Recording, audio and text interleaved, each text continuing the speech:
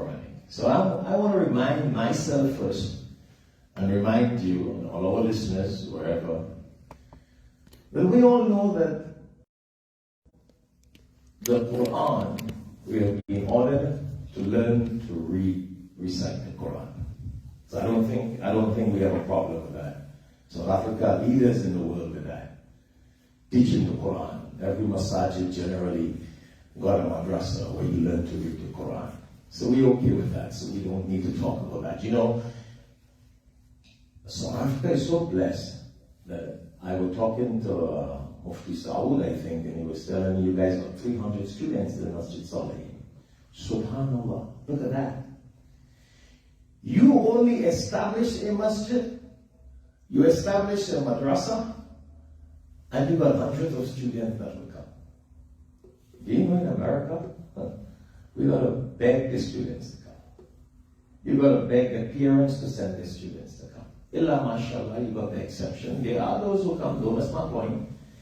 But with the majority that you have, it's not the majority that come, it's the minority.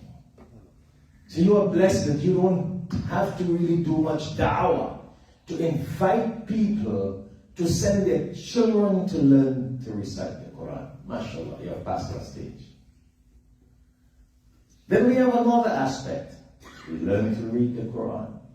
Then after learning to read the Quran, we gotta read it.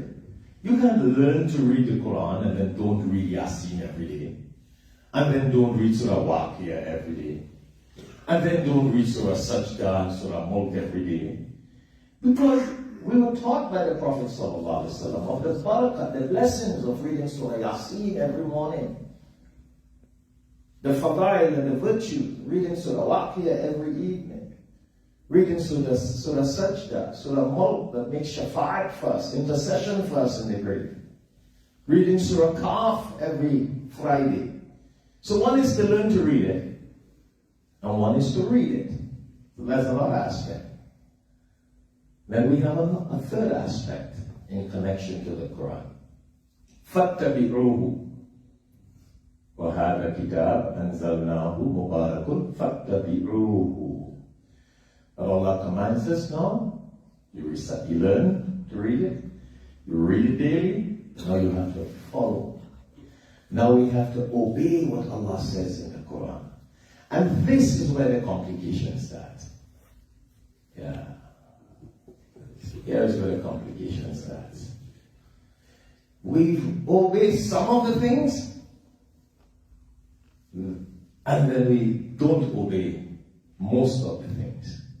Think about it. So that's one. The fourth connection.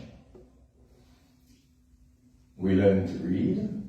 We're supposed to read daily. We're supposed to follow what we read. And then fourthly, the fourth thing is we're supposed to spread the message of what we have learned from the Quran.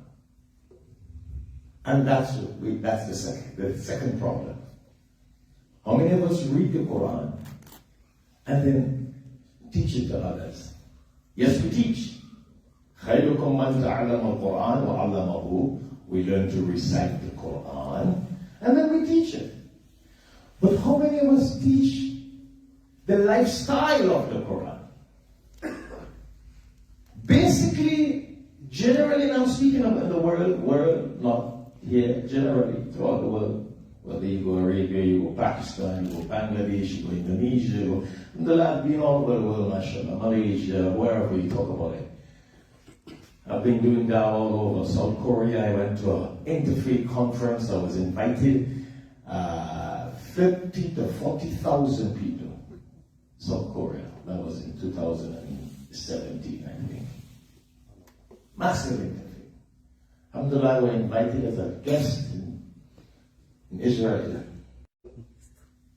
And do you know who invited me? Jews and Christians. I was their guest and they paid my ticket. They paid my ticket to do a peace mission. And we marched the streets, rabbis. I was the only Muslim sheikh with them. Christians. We marched the streets into the Jewish territory, the Masjid al-Aqsa, the Christian territory. We all went together. Subhanallah. All was preaching peace, salam, shalom. That was a big test and a big trial. But I went basically not to teach people, but to learn. To learn, that's the whole lesson, to learn. So, alhamdulillah, back to the point of the fourth point. So one thing is to learn to recite the Quran and teach it. And that we all know. But do we really teach the lifestyle of the Quran?